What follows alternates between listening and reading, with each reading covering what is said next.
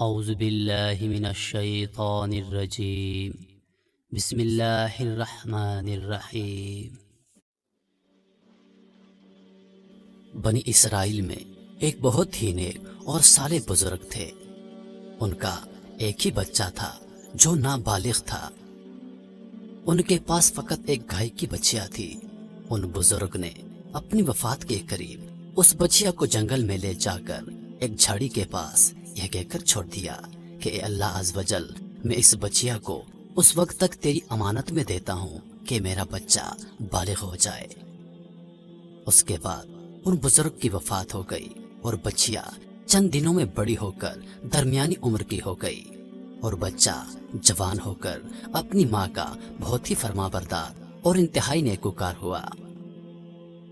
اس نے اپنی رات کو 3 حصوں میں تقسیم کر رکھا تھا۔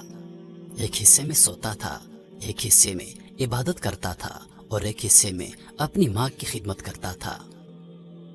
روزانہ صبح کو جنگل سے لکڑیاں کاٹ کر لاتا اور ان کو فروخت کر کے 1/3 رقم صدقہ کر دیتا، 1/3 رقم اپنی ذات پر خرچ کرتا اور 1/3 رقم اپنی والدہ کو دے دیتا۔ ایک دن لڑکے کی ماں نے کہا کہ میرے پیارے بیٹے، تمہارے باپ نے میراث میں ایک گائے کی بچیا چھوڑی تھی جس کو انہوں نے فلاں جھاڑی کے پاس جنگل میں اللہ کی امانت میں سونپ دیا تھا۔ اب تم اس جھاڑی کے پاس جا کر یوں دعا مانگو کہ اے حضرت ابراہیم، حضرت اسماعیل اور حضرت اسحاق علیہ السلام کے اللہ، تو میرے باپ کی سونپی ہوئی امانت مجھے واپس دے دے۔ اور اس بچیا کی نشانی یہ ہے کہ وہ پیلے رنگ کی ہے، اس کی کھال اس طرح چمک رہی ہوگی کہ گویا سورج کی کرنیں اس میں سے نکل رہی ہیں۔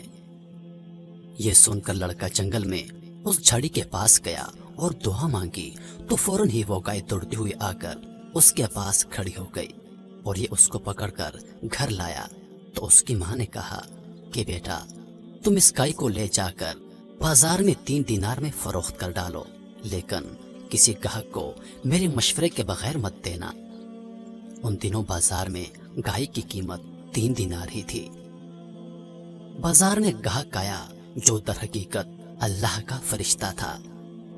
اس نے کہا کہ میں گائے کی قیمت 3 دینار سے زیادہ دوں گا، مگر تم ماں سے مشورہ کیے بغیر گائے میرے ہاتھ فروخت کر ڈالو۔ لڑکے نے کہا تم خواہ کتنی بھی زیادہ قیمت دو، مگر میں اپنی ماں کے مشورے کے بغیر ہرگز اس گائے کو نہیں بیچوں گا۔ لڑکے نے گھر آ کر اپنی ماں کو سارا ماجرا بیان کیا تو ماں نے کہا کہ یہ گاہک شاید کوئی اللہ کا فرشتہ ہو، تو اے بیٹا، تم اس سے مشورہ کرو کہ ہم اس گائے کو ابھی فروخت کریں یا نہ۔ چنانچہ اس لڑکے نے بازار میں جا کر اس گاہک سے مشورہ کیا تو اس نے کہا کہ ابھی تم اس گائے کو فروخت نہ کرو، آئندہ اس گائے کو حضرت موسیٰ علیہ السلام کے لوگ خریدیں گے تو تم اس گائے کے چمڑے میں سونا بھر کر اس کی قیمت طلب کرنا، وہ لوگ اتنی ہی قیمت دے کر خرید لیں گے۔ چنانچہ چند ہی دنوں کے بعد بنی اسرائیل کے ایک بہت مالدار آدمی جس کا نام عامیل تھا، اس کا قتل ہو گیا۔ اس کے چچا کے دونوں لڑکوں نے اس کو قتل کر دیا تھا اور اس کی لاش کو ایک ویرانے میں ڈال دیا تھا۔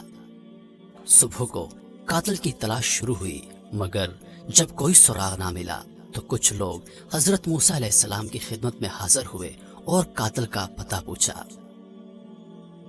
تو آپ علیہ السلام نے فرمایا کہ تم لوگ ایک گائے کو ذبح کرو اور اس کی زبان یا دم کی ہڈی سے لاش کو مارو تو وہ زندہ ہو کر خود ہی اپنے قاتل کا نام بتا دے گی۔ یہ سن کر بنی اسرائیل نے گائے کے رنگ، اس کی عمر اور اس کی نشانیوں کے بارے میں بحث شروع کر دی۔ حضرت موسیٰ علیہ السلام نے گائے کی وہ ساری نشانیاں ان کو بتا دی۔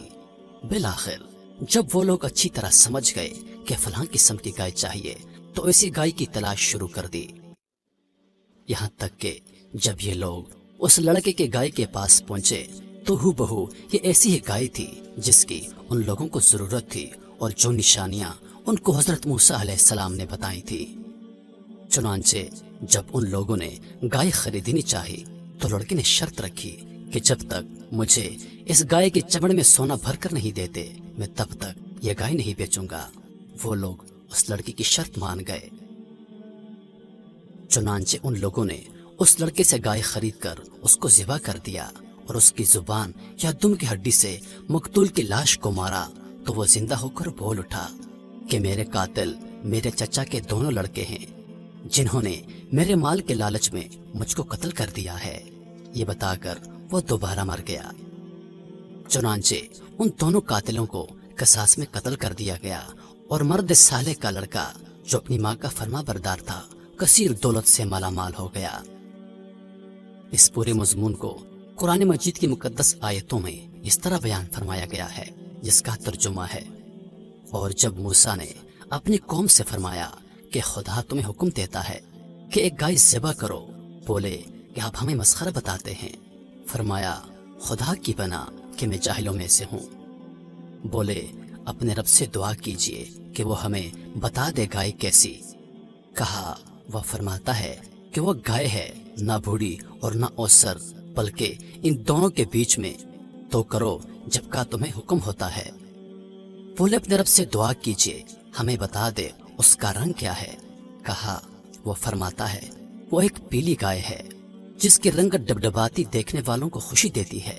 बोले अपने रब से दुआ कीजिए कि हमारे लिए साफ बयान करे कि वो गाय कैसी है।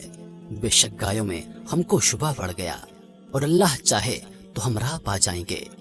कहा वो फरमाता है कि वो गाय है जिससे खिदमत नहीं ली जाती कि जमीन जूते और ना खेती को पानी दे, बेऐब है जिसमें कोई दाग नहीं।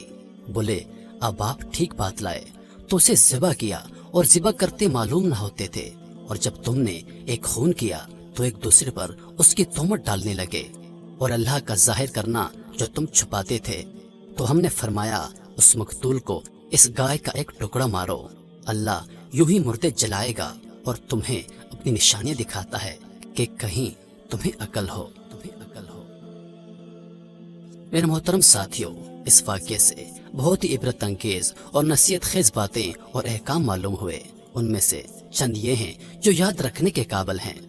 नंबर 1, अल्लाह के नेक बंदों के छोड़े हुए माल में बड़ी खैर बरकत होती है। देख लो उस मर्द साले ने एक बच्चा छोड़कर वफात पाई थी, मगर अल्लाह ताला ने उसमें इतनी बरकत अता फरमाई कि उनके वारिसों को उस बच्चे के जरिए बेशुमार दौलत मिल गई। और दूसरा, उस मर्द साले ने अपनी औलाद पर शफकत करते हुए बच्चिया को अल्लाह की अमानत में सौंपा था, तो उससे मालूम हुआ कि औलाद पर शफकत रखना और औलाद के लिए माल छोड़ जाना ये अल्लाह वालों का तरीका है।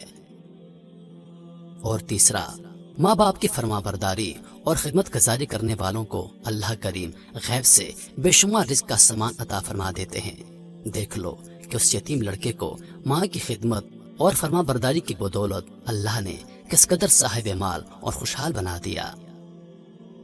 उम्मीद करता हूँ कि वीडियो आप लोगों को पसंद आई होगी। मुझे दीजिए इजाजत इस उम्मीद के साथ कि अगली बार एक और वीडियो लेकर आपकी खिदमत में हाजिर होऊंगा। तब तक के लिए खुदा हाफिज।